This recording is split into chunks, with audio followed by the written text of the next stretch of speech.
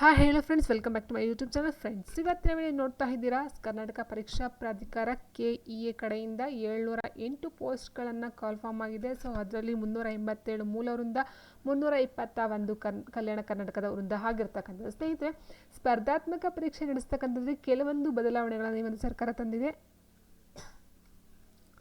ಮೇಯ್ನಾಗಿ ನಾವು ನೋಡಲೇಬೇಕು ಈ ಒಂದು ನೋಟಿಫಿಕೇಶನ್. ಏನಂತ ಹೇಳಿದ್ರೆ ನೋಡಿ, ಇಲ್ಲಿದೆ ಸ್ಪರ್ಧಾತ್ಮಕ ಪರೀಕ್ಷೆಗೆ ಇಲ್ಲಿ ತನಕ ಏನಾಗ್ತಿತ್ತು, 4 ಆಪ್ಷನ್ಗಳನ್ನು ಕೊಡ್ತಾಯಿದ್ರು, 4 ವೃತ್ತಗಳನ್ನು ಕೊಡ್ತಾಯಿದ್ರು. ಸೊ ಅದನ್ನು ನಾವು ಆನ್ಸರ್ಸ್ ಗೊತ್ತಿದ್ರೆ ಒಂದು ವೃತ್ತಕ್ಕೆ ನಾವು ಅದನ್ನು ಫಿಲ್ ಮಾಡ್ತಾ ಇದ್ವಿ. ಬಟ್ ಈ ಸರಿ ಹಾಗಿಲ್ಲ. OMR ಶೀಟಲ್ಲಿ ಏನಾಗಿದೆ ಅಂತ ಹೇಳಿದ್ರೆ 5 ವೃತ್ತಗಳನ್ನು ಕೊಟ್ಟಿದ್ದಾರೆ. ಸೊ 5 ವೃತ್ತಗಳನ್ನ ಕೊಟ್ಟಿದ್ದಾರೆ, ಏನು ಮಾಡಬಹುದು?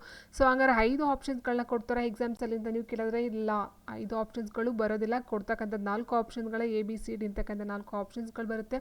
ಬಟ್ 5 ವೃತ್ತ ಏನಕ್ಕೆ ಅನ್ನೋದು ನಿಮ್ಮ ಪ್ರಶ್ನೆ ಆದ ಸ್ನೇಹಿತರೆ, ಇಲ್ಲಿದೆ ಅದಕ್ಕೆ ಉತ್ತರ. ನೋಡಿ, 5 ವೃತ್ತಗಳನ್ನು ಕೊಟ್ಟಿರ್ತಕ್ಕಂಥ ಅದರಲ್ಲಿ ನಿಮಗೆ ಗೊತ್ತಿರ್ತಕ್ಕಂಥ ಆನ್ಸರ್ ಇದ್ದರೆ 1, 2, 3, 4ಕ್ಕೆ ನೀವು ಟಿಕ್ಕನ್ನು ಮಾಡಬೇಕಾಗುತ್ತೆ. ಅಥವಾ ABCD ಅಂತ ಕೊಟ್ಟರೆ ABCD ನೀವು ಟಿಕ್ಕನ್ನು ಮಾಡಬೇಕಾಗುತ್ತೆ.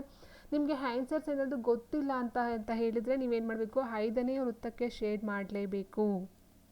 5ನೇ ವೃತ್ತಕ್ಕೆ ನೀವು ಶೇಡ್ ಮಾಡಿದ್ರೆ ನಿಮಗೆ 4ನೇ ಒಂದು ಭಾಗ ಅಂಕ ಕಟ್ ಆಗೋದಿಲ್ಲ. 5ನೇ ಒಂದು ಇದಕ್ಕೆ ನೀವು ಶೇಡ್ ಮಾಡಲಿಲ್ಲ ಅಂದರೆ ಏನು ನೆಗೆಟಿವ್ ಮಾರ್ಕ್ ಇದೆಯೋ, ಸೊ ಒಂದು ತಪ್ಪು ಉತ್ತರಕ್ಕೆ ಏನು 1/4 ಕಡಿತ ಮಾಡ್ತಿದ್ರು. ಸೊ ಅದೇ ರೀತಿ ಒಂದು ಪ್ರಶ್ನೆಗೆ ನೀವು ಅಟೆಂಡೇ ಮಾಡಲಿಲ್ಲ ಅಂದ್ರೂ ಸಹ ಈಗ ಆ ಒಂದು ಮಾರ್ಕ್ಸ್ ಕಟ್ ಆಗ್ತಾ ಇದೆ. ಮೊದಲೆಲ್ಲ ಅಟೆಂಡ್ ಮಾಡಲಿಲ್ಲ ಅಂದರೆ ಅದಕ್ಕೆ ನೆಗೆಟಿವ್ ಮಾರ್ಕ್ಸ್ ಹೋಗ್ತಿರಲಿಲ್ಲ. ಬಟ್ ಇವಾಗ ಅಟೆಂಡ್ ಮಾಡಲಿಲ್ಲ ಅಂದರೆ ನೀವು 5ನೇ ಒಂದು ಬಾಕ್ಸ್ ಏನಿರುತ್ತೋ, 5ನೇ ವೃತ್ತ ಏನಿರುತ್ತೋ ಅದನ್ನು ನೀವು ಡೆಫಿನೆಟಾಗಿ ಫಿಲ್ ಮಾಡಲೇಬೇಕು. ಫಿಲ್ ಮಾಡಲಿಲ್ಲ ಅಂತ ಹೇಳಿದರೆ ಅದರಲ್ಲಿ ನಿಮಗೆ ನೆಗೆಟಿವ್ ಮಾರ್ಕ್ ಕಡಿತ ಆಗ್ತಕ್ಕಂಥದ್ದಾಗಿದೆ ಸ್ನೇಹಿತರೆ. ಇದೊಂದು ಮೇಯ್ನು, ನೀವು ಎಕ್ಸಾಮ್ ಬರೀಬೇಕಂತ ಹೇಳಿದ್ರೆ ಇದೊಂದನ್ನು ನೋಡ್ಕೊಳ್ತಾ ಹೋಗಿ. ಮೇನ್ ಪಾಯಿಂಟ್ ಇದು, ಯಾವುದೇ ಒಂದು ಎಕ್ಸಾಮ್ಸಲ್ಲಿ ಇರಲ್ಲ, ಇದು ಹೊಸ ಬದಲಾವಣೆ, ಈಗ ಹೊಸದಾಗಿ ತಂದಿರ್ತಕ್ಕಂಥದ್ದಾಗಿದೆ. ನೋಡಿ, ಇಲ್ಲಿ ಋಣಾತ್ಮಕ ಮೌಲ್ಯಮಾಪನವಿದ್ದು ಪ್ರತಿ ತಪ್ಪು ಉತ್ತರಕ್ಕೆ 4ನೇ 1 ಅಂಶದಷ್ಟು ಅಂಕಗಳನ್ನು ಕಡಿತ ಮಾಡಲಾಗುವುದು. ಇಟ್ ಮೀನ್ಸ್ 4 ಆನ್ಸರ್ಸಲ್ಲಿ ಒಂದು ಆನ್ಸರ್ನ ತಪ್ಪು ಮಾಡಿದ್ರೆ ಸೊ ಅಲ್ಲಿ ಕಾಲು ಭಾಗ ಬಂದಿರತಕ್ಕಂಥ ಮೆರಿಟಲ್ಲಿ ಕಳೀತಾ ಹೋಗ್ತಾರೆ.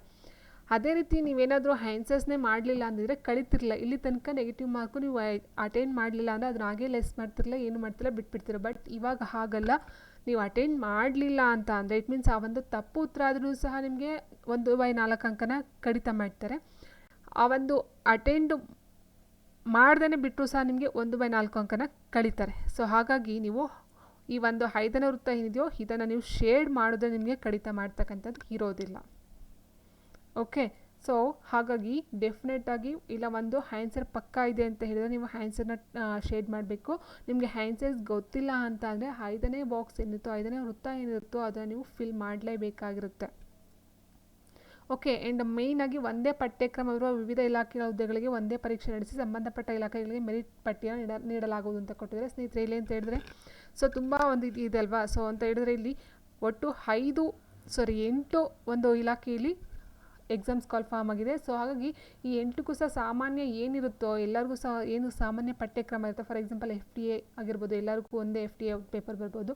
ಆ್ಯಂಡ್ ST ಅಂತ ಎಲ್ಲರಿಗೂ ಒಂದೇ ಬರುತ್ತೆ ಆ ಥರ. ಮತ್ತು ಕೆಲವೊಂದು ಲೈಬ್ರರಿ ಏನಂತ ಹೇಳಿದ್ರೆ ಅದೆಲ್ಲ ಬರೋದಿಲ್ಲ ನಿಮಗೆ. ಸೊ ಹಾಗಾಗಿ ಯಾವುದಕ್ಕೆ ಕಾಮನ್ ಆಗಿ ಒಂದೇ ಪೇಪರ್ ಇರುತ್ತೋ, ಒಂದೇ ಸಿಲೆಬಸ್ ಪ್ಯಾಟರ್ನ್ ಇರುತ್ತೋ, ಸೊ ಅಂಥವಕ್ಕೆ ಒಂದೇ ಎಕ್ಸಾಮನ್ನ ಮಾಡ್ತಕ್ಕಂಥದ್ದಾಗಿರುತ್ತೆ. ಸೊ ಇಷ್ಟು ಬಂದು ನೋಡ್ತಾ ಹೋಗಿ. ಮೇಯ್ನಾಗಿ ಇಲ್ಲ ನೋಡ್ತಾ ಹೋದರೆ ಋಣಾತ್ಮಕ ಮೌಲ್ಯಮಾಪನ 5ನೇ ವೃತ್ತಕ್ಕೆ ನೀವು ಸಂಬಂಧ ಒತ್ತನ್ನು ಕೊಡಲೇಬೇಕು. ಆ್ಯಂಡ್ ನೆಕ್ಸ್ಟ್ ಇದು ಎಲ್ಲದಕ್ಕೂ ಸಹ ನೀವು ಓದ್ಕೊಂಡು ಇದು ಏನೋ ನಿಮಗೆ ಕಷ್ಟ ಆಗೋದಿಲ್ಲ, ಈಸಿನೇ ಆಗುತ್ತೆ. ಯಾಕಂದರೆ ಎಲ್ಲ ಸಿಲೆಬಸ್ಗೂ ಸಹ ಒಂದೇ ಎಕ್ಸಾಮ್ ಅಂತ ಹೇಳಿದ್ರೆ ಇನ್ನು ಆಲ್ಮೋಸ್ಟ್ ನೀವು ಮಾಡ್ಕೊಳ್ಬಹುದು, ಅದರಲ್ಲಿ ಯಾವುದೊಂದು ಪ್ರಾಬ್ಲಮ್ ಇಲ್ಲ. ಬಟ್ ಇದಂತೂ ಡೆಫಿನೆಟಾಗಿ ನೀವು ಅರ್ಥ ಮಾಡ್ಕೊಂಡು ನೀವು ಆನ್ಸರ್ನ ಮಾಡಲೇಬೇಕಾಗಿರುತ್ತೆ ಸ್ನೇಹಿತರೆ.